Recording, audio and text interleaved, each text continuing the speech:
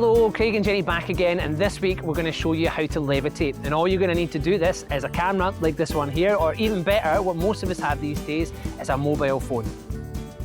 Levitation, or superhero photography as we call it, is the creative art making it appear like you're flying or floating through the air.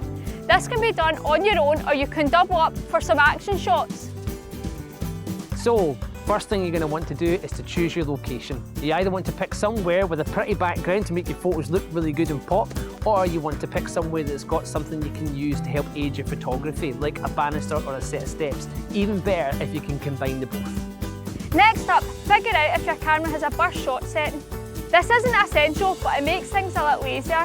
With most phones these days, all you have to do is click and hold down the shutter button like this.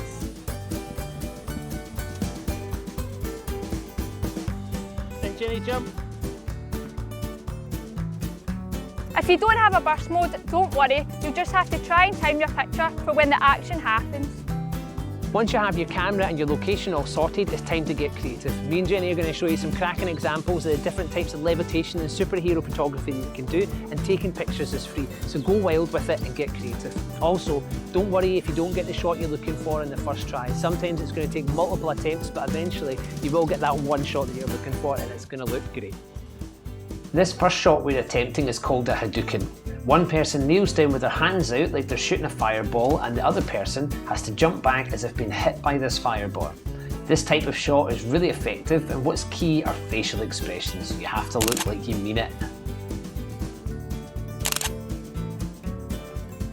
Next up is a Star Wars favourite, the galaxy's scariest baddie using his signature move, the Force chokehold. One person jumps straight up, holding their neck and keeping their toes pointing downwards, while the other holds their hand up with a mean look on their face.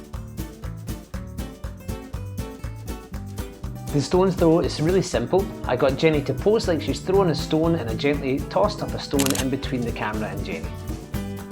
Now for the first of our prop shots. All you're going to need for this one is a broom.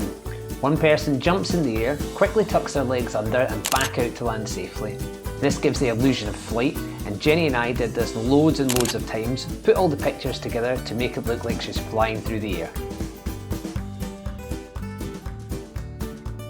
Continuing with the props, I've used an old notebook here to jump in the air and make it look like I'm floating and reading at the same time.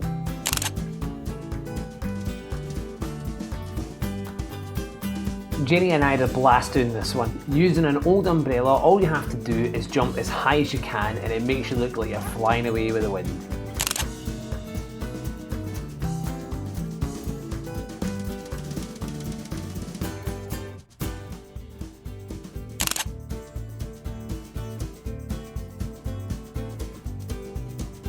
Continuing with the theme of wind, with the use of a banister, hold tight and jump up a bit to make it look like you're being swept off your feet.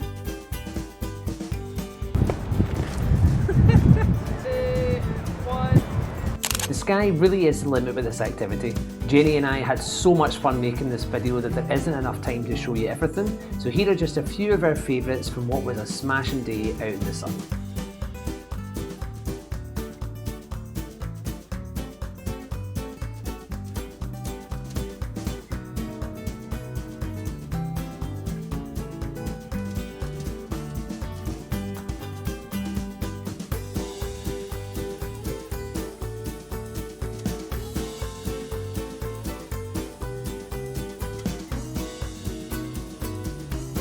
And that's all there is to it. With just a camera and some imagination, you can create a little bit of magic. It's also a great way to spice up anyone's Facebook or Instagram page.